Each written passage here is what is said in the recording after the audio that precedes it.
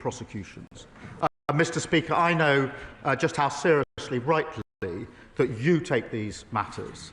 National security will always be the first priority of this government, and we will always defend against espionage.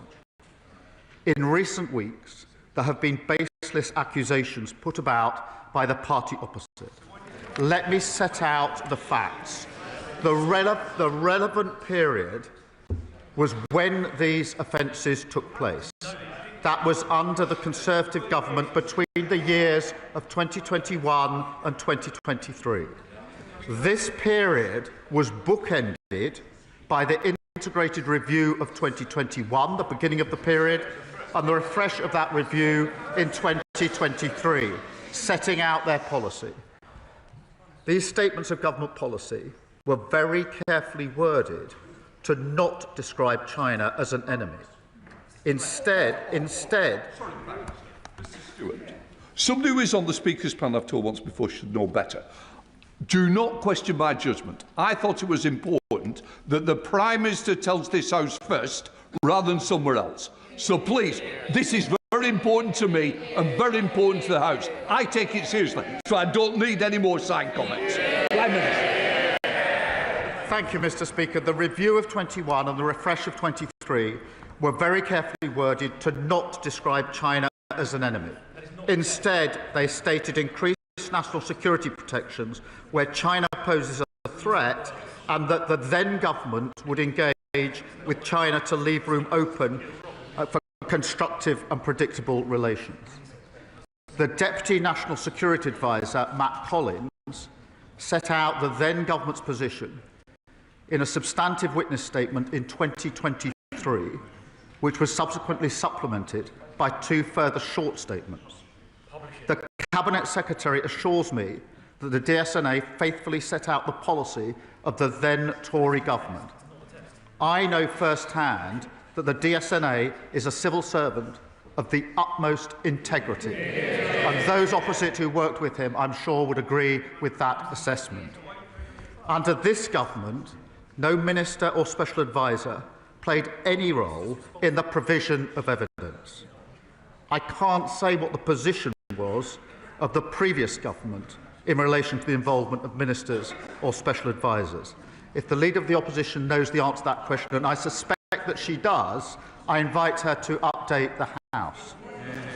Last night, the Crown Prosecution Service clarified that, in their view, the decision whether to publish the witness statements of the DSNA is for the government. I have therefore carefully considered this question this morning, and after legal advice, I have decided to publish the witness statements. Given the information contained, we will conduct a short process, but I want to make clear I intend to publish the witness statements in full. Let me say this. To be clear, had the Conservatives been quicker in updating our legislation, a review that started in 2015, these individuals could have been prosecuted and we would not be where we are without. I'm happy to answer any questions on this. Mr. Speaker, this morning I had meetings with ministerial colleagues and others. In addition to my duties in this House, I shall have further such meetings later today.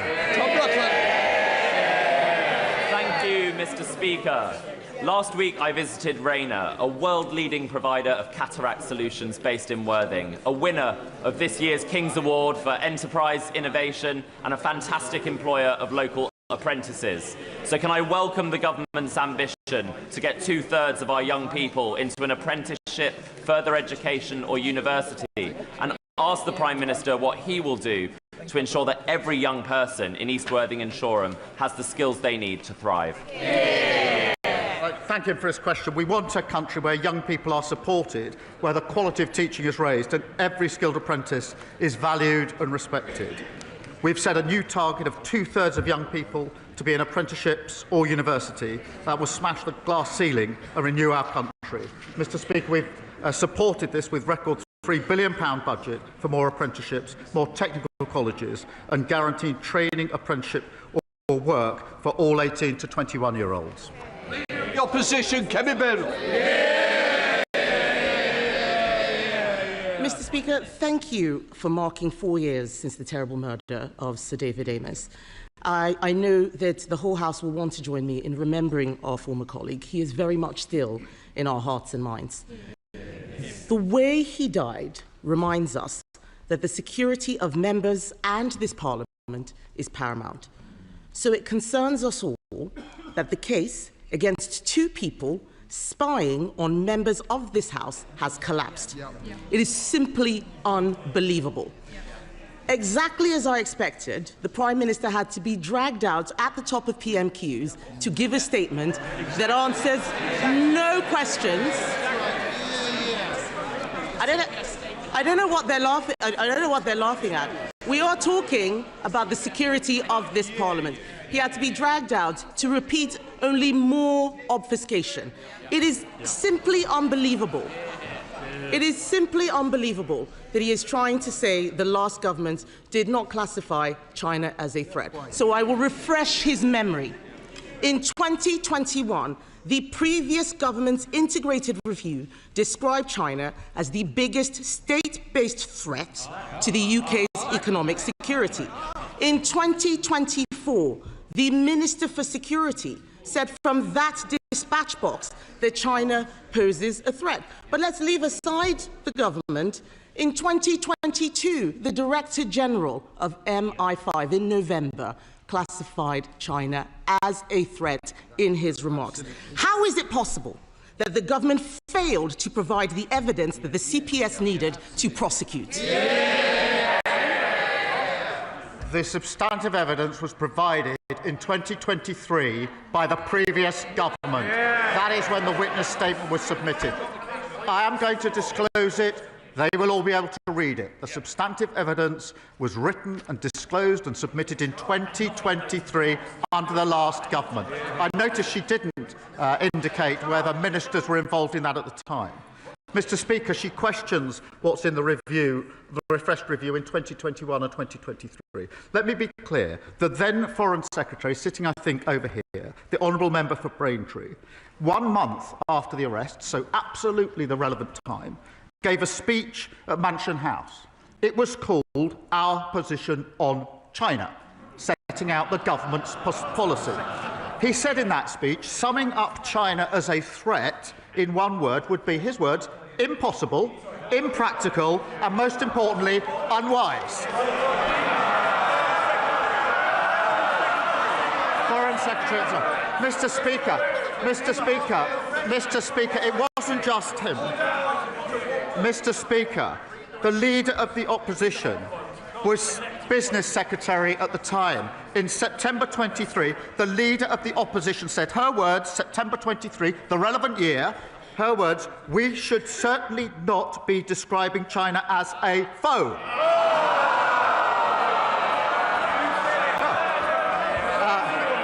It's worth looking up the word foe in the dictionary, Mr. Speaker. She went, Mr. Speaker, it doesn't end there, Mr. Speaker. In September 2024, the Leader of the Opposition said this, I quote, I have shied away from calling China a threat. She is playing politics with national security.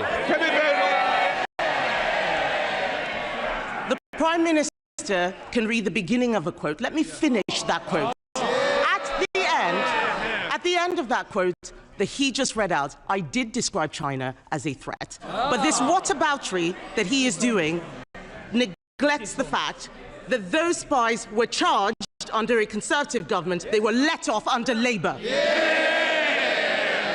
has not answered any questions. On Monday, Mr. Speaker, on Monday, the Security Minister repeatedly told the House that ministers did not take decisions, that it was the Deputy National Security Advisor who had full freedom. Is the government seriously saying that only one man, the Deputy National Security Advisor, had anything to do with this failure? Is he seriously saying that the Deputy did not discuss with the National Security Advisor, did not discuss with the Home Secretary or with anyone in Downing Street? Is the Prime Minister seriously saying that? Yes. Mr. Speaker, Mr. Speaker, let me explain why. Firstly, the case was charged under the last government according to the evidence submitted under the last government, which set out their policy decision. What was an issue in the trial is not the position of the current government, the position of the last government.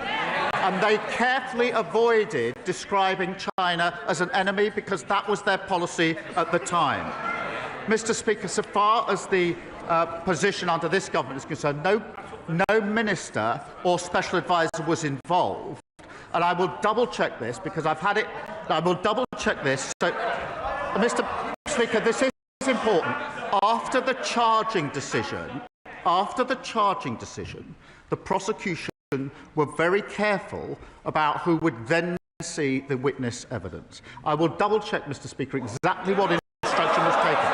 But my understanding, I can be absolutely clear, no minister was involved, no special advisor was involved in this, and I'm assured as I can be that the prosecution was saying that it would be the witnesses only that were involved in short updates to the evidence that was submitted under the last government. That's not good enough. Mr. Speaker, the end of the answer was different from the beginning of the answer. What on earth is the point of us having a lawyer rather than a leader as the Prime Minister if he can't even get the law right on a matter of national security? He keeps going to the CPS. The CPS have said that they are satisfied that they were right to charge in August 2024. The Sunday Times reported that Jonathan Powell, the Prime Minister's national security advisor, convened a secret meeting to discuss the security consequences of the China spy trial. Did the meeting happen, or is the Sunday Times making it up? Mr. Speaker, she's clearly not a lawyer or a leader. Mr. Speaker.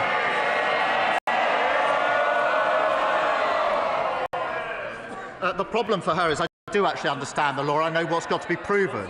I've also looked at the evidence. That was put in under the last government in relation to this case. There was a meeting in September. That did not involve the National Security Advisor discussing the evidence in any way, nor, Mr. Speaker, one further piece of evidence. The final statement in this case was submitted in August 2025. There was no further submission of evidence, one way or the other, after any discussion in September. This is a red herring, a completely scurrilous allegation made by the Leader of the Opposition. Mr. Speaker, the Prime Minister has now twice directly contradicted the words of his Security Minister. They cannot both be right. The chair of the Foreign Affairs Committee couldn't get any answers from the Security Minister. The CPS said that they were satisfied that the decision to charge the case in April 2024, not August, in April 2024, was correct on the basis of where the law stood at that time. This is a matter of fact. It is not a matter of what the previous government had thought. It is not a matter of it not meeting a legal test. It did. Something must have changed when the charges were brought and when the case collapsed. The charges were brought under us. The case collapsed under them. Can the Prime Minister tell us what changed and what collapsed the case? Mr. Speaker, I've said I will publish the witness statements in full. The whole House will then see exactly what was set out in 2023 in the substantive witness statement and exactly what was set out in the two supplementary witness statements, and she will then realise what she's just said is entirely baseless. Mr. Speaker, the CPS has said in the clearest terms that this prosecution was dropped because this government did not provide the statement they expected. Why should we believe a man who at the last Prime Minister's questions said he had full confidence in the best friend of a convicted paedophile? Forgive us if we don't trust a word he says. This all stinks of a cover-up. Given his statement earlier, will the Prime Minister publish today not just the government witness statements, but also the meeting minutes and all of the correspondence that he had with the CPS? Mr. Speaker, let me be clear. The only process I want to go through is in relation to some of the individuals in the statements to make sure they know it's coming out. I can assure the House there's no substantive delay here. I know it is of concern to a number of people, acute of concern to them. I will have the statements out in full. There is a bit of proper process I need to go through. The honourable member will understand why that's necessary. Then they'll be published in full. She asks about minutes, etc. There is a usual rules and process for government. But I remind her that the substantive issues in this case were discussed at meetings under the previous government. So they're asking me to disclose the discussions that they had in relation to the witness statement in the first place. Mr. Speaker, you deserve better, and this House deserves better than the evasive answers that we have had from the Prime Minister. Even the former Cabinet Secretary, Lord Butler, has accused the government of being economical with the truth on this issue. The Prime Minister can't tell us why Jonathan Powell had a secret meeting which the Security Minister said he had no involvement in the case. He can't tell us why his government did not provide evidence that China was a threat. I suspect those statements won't prove it either. He's blaming his civil servants. He's blaming the media. He's blaming the last government. He cannot explain why he could not see this case through. He should have seen this case through. And let me be clear, Mr. Speaker, about what has happened. A serious case involving national security has collapsed because this government is too weak to stand up to China. And if the Prime Minister cannot protect the members of this House, what does that say about his ability to protect this country? The case did not proceed because the policy of the past government did not meet the test that was necessary. That is the long and the short of it. Far from evading, I have said I will disclose the full witness statements that set out exactly what was in the witness statements, exactly what the subsequent statement says, and the allegation that somehow they were changed, that the first statement and the second statements are different, is completely and utterly unfounded. Mr. Speaker, it's a pathetic spectacle. Instead of taking responsibility for the fact they failed to update the law so this case could actually be... The review, Mr. Speaker, 2015 was the review into legislation. They took 8 years to change the law. Had they done that more quickly, this case would have proceeded. It was their failure, and they're just slinging mud. Meanwhile, we're getting on, Mr. Speaker, with renewing our country, new planning reforms, get rid of building, online hospitals for waiting lists, new opportunities for young people. Labour's building a better future. They can't even come to terms with their past.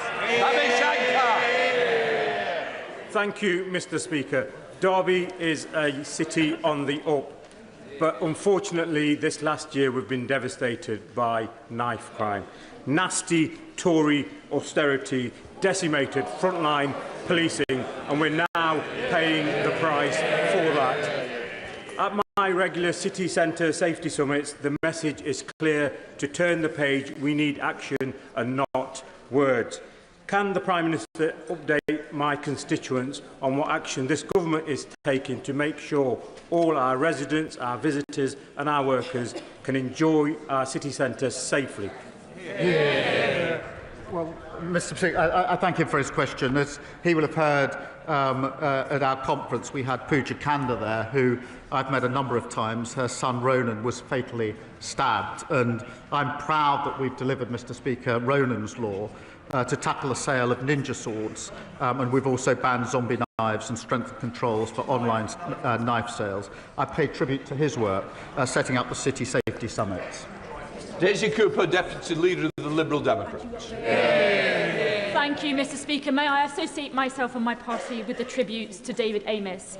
And on behalf of my party, can I also pay tribute to Min Campbell, who is being laid to rest today. That is the reason why my right honourable friend, the member for Kingston and Surbiton, cannot be here. And I'd like to thank you, Mr. Speaker, and the Prime Minister and other members of this House for their very kind tributes yesterday. We welcome the new level of transparency from the Prime Minister, and we will scrutinise those witness statements closely, but it is clear there are still many questions to be answered, including questions from Hong Kongers, Mr. Speaker, because Hong Kongers in St Albans and across the UK have settled in our communities after they have fled repression at the hands of the Chinese state. But now they see a British government that wants to make it harder for Hong Kongers to settle here permanently, that refuses to impose targeted sanctions on Chinese officials who put bounties on Hong Kongers' heads, that is refusing to rule out a Chinese super embassy and is failing to tackle Chinese espionage. Mr. Speaker, Hong Kongers are starting to ask whether the Prime Minister is trading away their security and safety in our communities for a cosier relationship with Beijing. What is the Prime Minister's answer to them?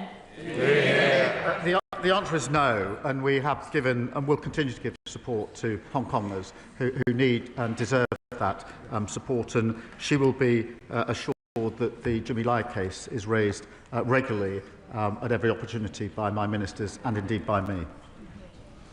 Daisy Cooper. Thank you, Mr. Speaker. I think that Hong Kongers will require a lot more reassurance and action from this government. But it is not just the Chinese government that is a threat to our country.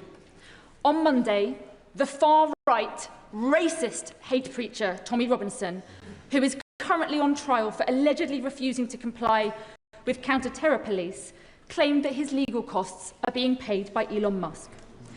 It is outrageous that a man who has so much control over what people read online every day could be funding someone who stokes far-right extremism on our streets. If this was Putin, the government surely would act. So will the Prime Minister commission the security services to assess the threat that Elon Musk poses to our democracy and recommend measures to this House that we can take to stop it? Well, I can tell her we do look across the board at threats to our democracy and must continue to do so. I won't comment on the particular case, given the state of legal proceedings. Alex Backland.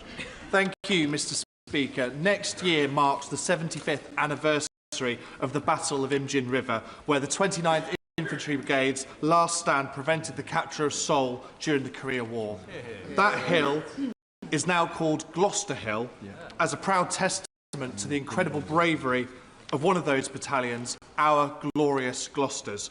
Will the Prime Minister join with me in calling for a commemoration for the glorious Gloucesters and all those who fought to defend democracy, liberty and freedom in South Korea? Well, I join my honourable friend in marking the heroism and sacrifice of the 29th Infantry Brigade, an enduring example, Mr. Speaker, of the bravery of all our armed forces. I know Defence Ministers would be happy to discuss commemorating their courage. Our debt to armed forces undermines our commitment to veterans, including delivering homes for heroes, a new network of veteran support centres backed with £50 million. Liz Saville-Roberts. Ahead of his party conference, the Prime Minister told the BBC he wasn't sure whether he'd campaign in Caerphilly for the by-election on the 23rd of October. This is an important by-election in Wales. Well, there's just over a week to go and he hasn't shown his face there yet. So what's the problem, Mr. Speaker? Is it his party decision to close 10 libraries in the community? Cuts to disability support? Or perhaps it's the fact that even the council leader resigned from the Labour Party and is calling on people to support Plaid Cymru? Well, Mr. Speaker, she leaves out of account that we provided £21 billion, the largest ever settlement for Wales. And what did she do? What did she do? She voted against it, if you can believe it. I noticed, whilst we're on the question of money, she's accepted figures this week showing independence would cost every Welsh person £7,000. They should be honest about the cost to the people of Wales of their policies. Lord Hampton. Thank you, Mr. Speaker. For the past year, I've been campaigning for a new SEND school to open at the Osprey Quay site on Portland. As it stands, there are far too few specialist school places for children with SEND in my part of the world, so local families urgently need to see this school open its doors. A new school here would provide around 70 new places for local children. So given the urgent need to get this school finally up and running, will the Prime Minister commit to working with the Department for Education and Dorset Council to ensure that a SEND school opens on Portland without further delay? I thank my honourable friend, and I know just how important this school is to parents and children in his constituency, and share his determination to fix the broken SEND system. That's why we've boosted investment in SEND to £12 billion, Mr. Speaker, to put new facilities and tailored support in place for children who've been long failed. We want decisions taken swiftly, and I'll ask the Schools Minister to update him in relation to the particular school. Sir Julian Smith. Speaker, family farms in North Yorkshire and across the UK are increasingly worried about the tax changes coming up next year. We really need the next generation of these family farms to keep farming for our national food security. Sentax has produced an excellent, detailed academic report proposing a number of compromise amendments and changes that would both deliver to the government and protect the family farm. I realise he cannot comment about the budget, but could I ask him and the Chancellor to look at this report as they prepare for the end of November budget? I agree with him that food security is national security. I do believe our reforms strike the right balance and enable investment in public services to rural communities that they rely on. I do thank him for drawing my attention to the report. He's right to do so. What really matters is increasing the year-on-year profitability of our farmers, and that's why the former president of the NFU is leading a review for us on farm profitability. We're also delivering, Mr. Speaker, a 25-year farming roadmap, boosting export opportunities through the EU and US trade deals, backed by £11.8 billion in the budget for farming. Ben Goldsborough. Mr. Speaker, as many honourable members know, I am currently being treated for stage 2C skin cancer. I'm responding well, but only because it was caught early and because I've had the very best of NHS care. Not everyone is so fortunate. Zoe Panayi, a 26-year-old from the Isle of Wight, was told her mole was harmless. She had it removed privately, but proved to be malignant. She tragically died in 2020. Her family, Charlie and Eileen, in the gallery today, have shown extraordinary courage, working with my honourable friend, the member for the Isle of Wight West, and me to campaign for Zoe's law, compulsory testing of all moles to be removed. Will the Prime Minister meet with us and Zoe's family to discuss how we can make this a reality?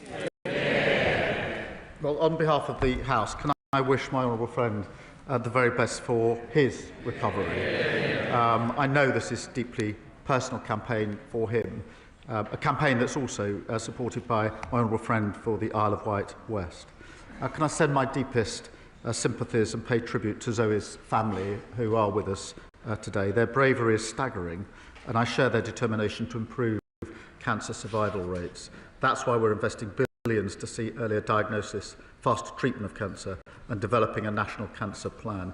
In relation to a meeting, yes, of course, we will get that set up. And if the family are available and it's convenient, and I don't know whether it is, I will ask the Health Minister to meet them later on today, or at the earliest opportunity if that's not convenient, so that they can have that discussion. Bedford. Thank you, Mr. Speaker. Business confidence has fallen for 5 consecutive quarters, and RICS has said there is significant concerns in the housing market. Now, the Prime Minister could inject some confidence back into the economy. He could help working families get onto the housing ladder, and he could even simplify the tax affairs for his cabinet if he adopted the policy advocated by the Leader of the Opposition in scrapping stamp duty on residential properties. Now, will the Prime Minister at least commit that he won't be raising property taxes in his nightmare before Christmas budget? Well, Mr. Speaker, we're certainly not going to be following the Leader of the Opposition. She unveiled what she called her golden economic rule, I think it was. That involves, on the one hand, £47 billion of spending cuts. That's a fifth of the NHS budget, with not a shred of detail about where the money would come from. The Institute for Government said it was on shaky foundations. More unfunded tax cut, more austerity for public services. They haven't listened and they haven't learned. Sam Rushworth. Thank you, Mr. Speaker. Between 2021 and 2023, 41 mental health patients in the care of Tees-Esk and Weir Valley NHS Trust lost their lives, leading to a damning report by NHS England and calls from my constituents for a public inquiry. And it's not just historic. My surgeries are still filled with harrowing stories of failure. Will the Prime Minister join my calls, therefore, for a public inquiry to get to the bottom of what went wrong and to rebuild confidence with new, more appropriately sized, local NHS mental health trusts which are fit to serve our constituents? Well, my honourable friend's been a strong advocate for his constituents on this issue. The Health Secretary has met the families affected by these failures twice, I think, this year to hear their stories. And I want to be clear that what happened to the loved ones is unacceptable. The Health Secretary is currently considering the best way forward so the families will get the answers that they deserve. It's right that they receive any update first, but I can assure him that we'll provide that update just as soon as we're able to do so. Becca Smith. Thank you, Mr. Speaker. Later on this afternoon, I'm going to be launching a small business survey so that the 3,000 SMEs in my constituency who employ thousands of my constituents can have their say about what it's like to run a business under a Labour government and what their concerns are ahead of the budget. However, Mr. Speaker, I want to give the right honourable gentleman the opportunity for me to share a word of hope from him ahead of the budget.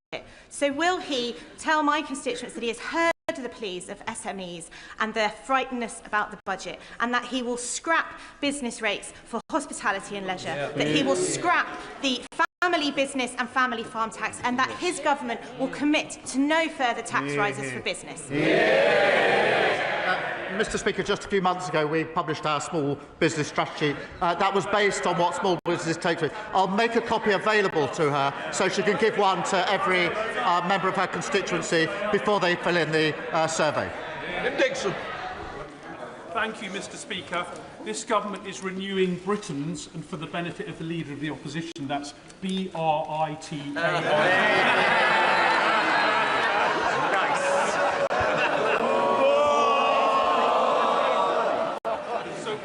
This government is renewing Britain's infrastructure after 14 years of neglect, and nowhere is this more clearly needed than in the A226 Galley Hill Road in Swampscombe in my constituency, which collapsed more than 2 years ago with no fix in sight.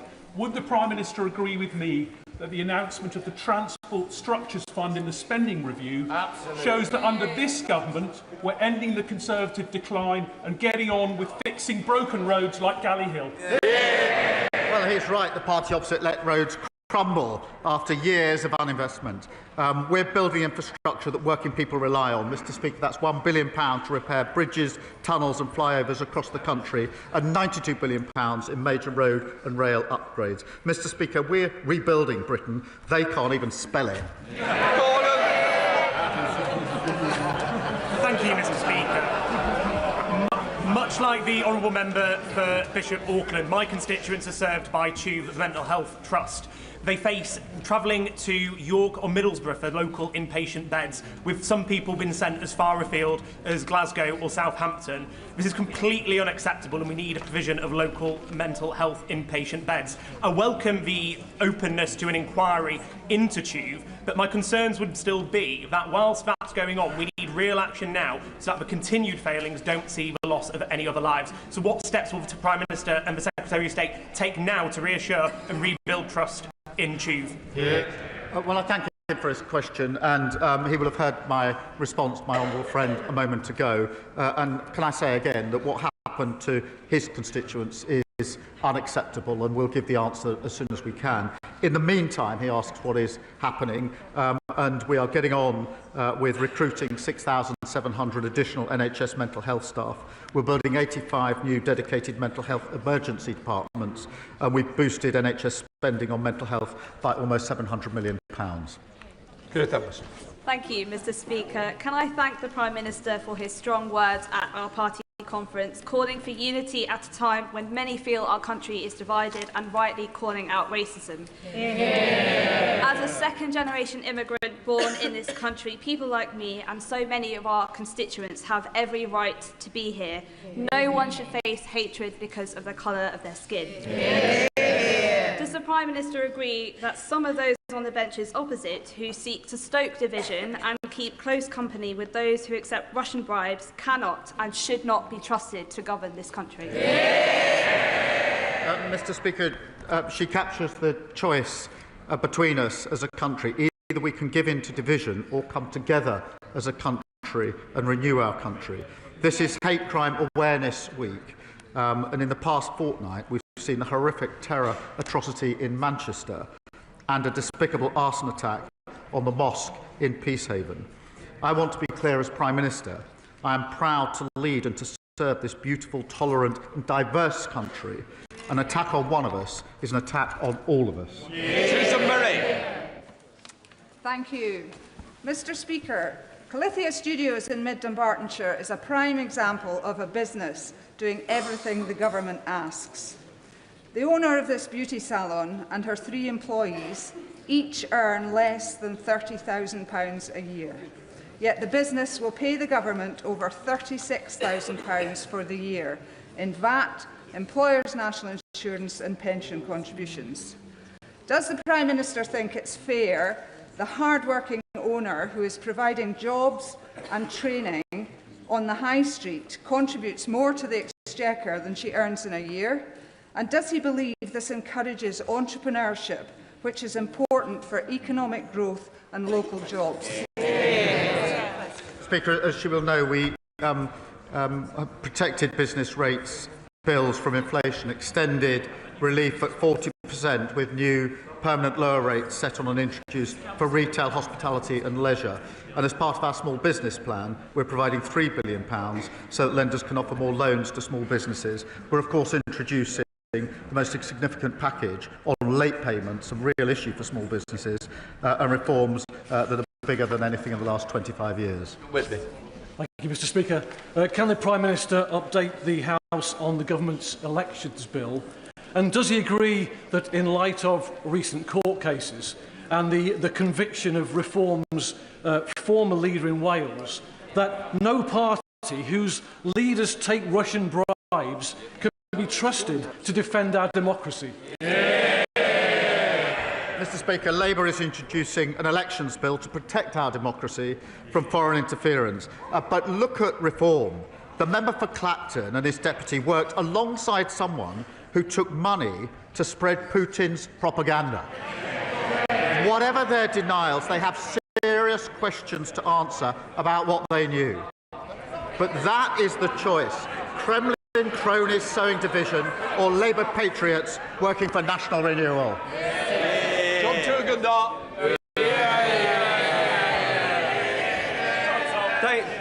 Thank you, Mr Speaker. The lines that we've heard from the government in recent days have been a conflation of fabricated stories, trying to set up straw men and knock down things that have not been said. Yes. The real question in this whole debate is whether or not the DPP charged legally and properly. If they did, then the OSA is valid, and all this talk about the National Security Act that I introduced is completely irrelevant.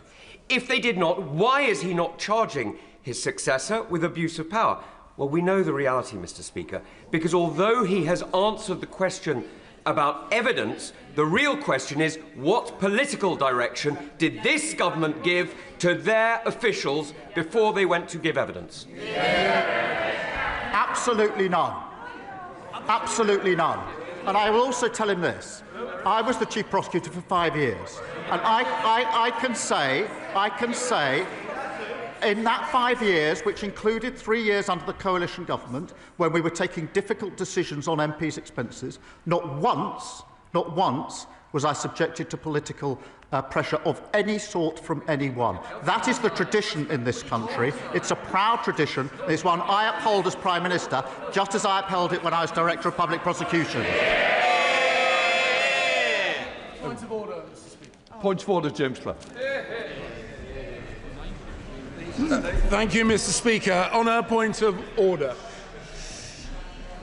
in the statement that the Security Minister made earlier this week and then again in answer to a question, I have been misquoted, and the misquote, I think, is significant. It has been said that I, in a speech at Mansion House, said that describing China as a threat was impossible, impractical, and most importantly, unwise.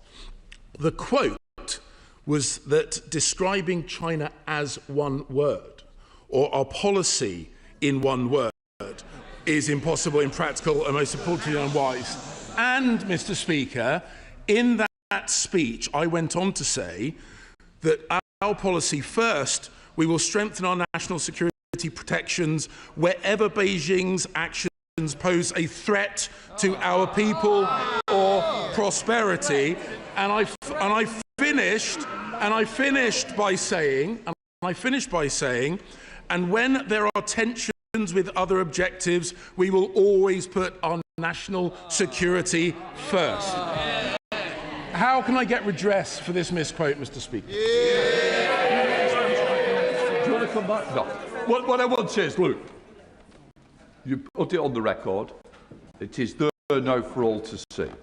I will now leave it at that stage. That completes Prime Minister's speech.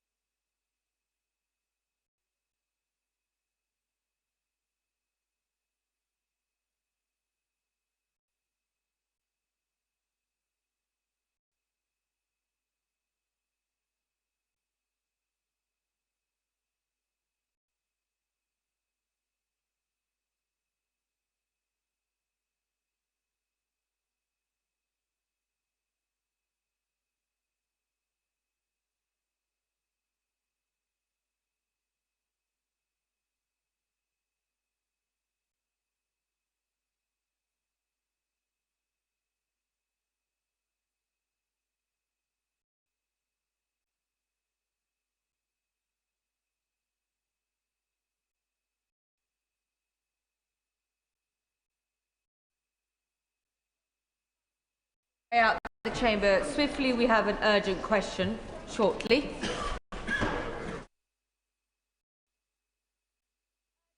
Ed Morello. Thank you, Madam Deputy Speaker. To ask the Minister whether he will make a statement on the adequacy of jutes as a pharmacy provider. Minister Stevington. Thank you very much, Madam Deputy Speaker, and I congratulate the honourable member for West Dorset for securing this important urgent question. Pharmacies play a vital role in our healthcare system. They are at the heart of our high streets and the cornerstone of communities up and down the country. That's why this government has given pharmacies a funding boost of almost £500 million this year, more than any other area of the NHS, and the biggest uplift in years. Indeed, we've provided a 19% uplift over the two-year period. The vast majority of pharmacies provide excellent care to their patients. But unfortunately, there are some that fall short of the standards that we expect. And sadly, the services provided by jutes are falling well below the mark. Honourable members will know that several integrated care boards have been deploying contract management actions against jutes, initially in the form of breach notices. Integrated care boards enforce the NHS terms of service